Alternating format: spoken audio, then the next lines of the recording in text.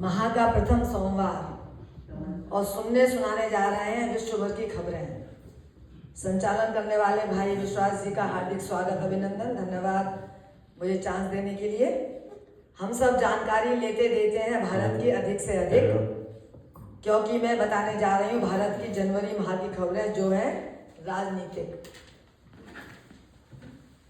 भारत यूरोपीय संघ मुक्त व्यापार समझौता FTA अंतिम रूप 27 जनवरी को नई दिल्ली में EU इंडिया समिट के दौरान भारत और यूरोपीय संघ के वर्षों की बातचीत के बाद ऐतिहासिक FTA पर हस्ताक्षर किए। इसे सभी समझौतों की मां कहा जा रहा है, जो वैश्विक GDP के लगभग 25% 25% को कवर करता है। इसमें ज्यादातर वस्तुओं पर टैरिफ कम करना, सेवाओं जैसे टेक्सटाइल, दवा में बेहतर पहुंच और कुशल पेशेवरों छात्रों के लिए मोबिलिटी फ्रेमवर्क शामिल है। PM मोदी जी ने इसे युवाओं के लिए नई संभावनाओं का द्वार बताया है। EU इंडिया सुरक्षा एवं रक्षा साझेदारी FTA के साथ ही यह समझौता भी हुआ, जिसमें समुद्री सुरक्षा, साइबर सुरक्षा और आतंकवाद विरोधी सहयोग शामिल है। गणतंत्र दिवस समारोह 26 जनवरी को भारत के 77वें गणतंत्र दिवस पर यूरोपीय आयोग की अध्यक्ष उर्सुला वॉन डेर लेयन और यूरोपीय परिषद के अध्यक्ष एंटोनियो कोस्टा मुख्य अतिथि रहे। यह EU के शीर्ष नेताओं के लिए पहली बार था। परेड का थीम वंदे मातरम 150 वर्ष था, जिसमें सैन्य शक्ति और सांस्कृतिक विविधताओं का प्रदर्शन हुआ। आप सबने देखा ही होगा। बांग्लादेश संबंधों में तनाव।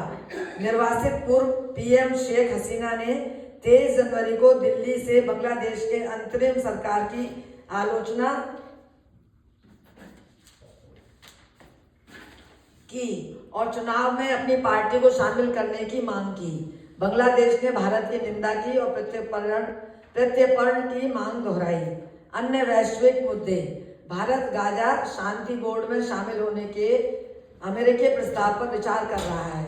अमेरिका का संकेत दिया कि भारत जल्दी ही रूसी तेल के बदले वेनेजुएला से तेल खरीद सकता है। घरेलू राजनीति और शासन। बजट सत्र शुरू। सत्र जनवरी के अंत में शुरू हुआ। वित्त मंत्री निर्मला सीतारमण जी ने 29 जनवरी को आर्थिक सर्वेक्षण 2025-26 पेश किया। PM मोदी जी ने संसद को संबोधित करते हुए भारत को वैश्विक आशा की किरण बताया और युवा लोकतंत्र पर ध्यान देने की अपील की। राष्ट्रपति द्रौपदी मुर्मू जी ने सार्वजनिक स्वास्थ्य को मजबूत करने पर जोर दिया। यूनियन बजट 1 फरवरी को पेश होगा। महाराष्ट्र में नेतृत्व परिवर्तन। उप मुख्यमंत्री अजित पवार की 28-29 जनवरी को बारामती में विमान दुर्घटना में मृत्यु हो गई। हम सब जानते हैं, शोक प्रकट करते हैं। उनकी पत्नी सुनेत्रा पवार को 31 जनवरी को उप मुख्यमंत्री पद की शपथ और NCP के अध्यक्षता मिलने की संभावना है, जिससे राजनीति में वंशवाद पर बहस छिड़ गई। जनमत सर्वेक्षण। इंडिया टुडे के मूड ऑफ द नेशन सर्वे में PM मोदी जी की लोकप्रियता 55% तक पहुंची।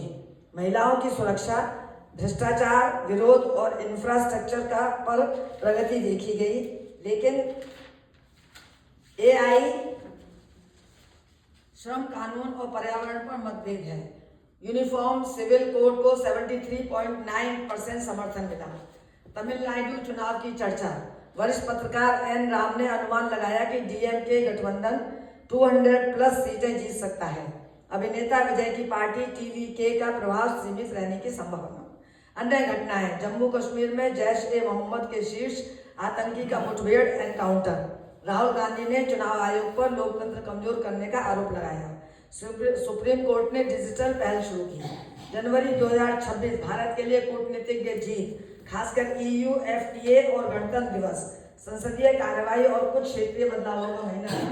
कोई बड़ी घरेलू संकट की खबर नहीं आई। हम तो इतना ही कह सकते हैं कि जमी सलाम करे या आसमां सलाम करे, मेरे भारत की राजनीति को सारा जहां सलाम करे।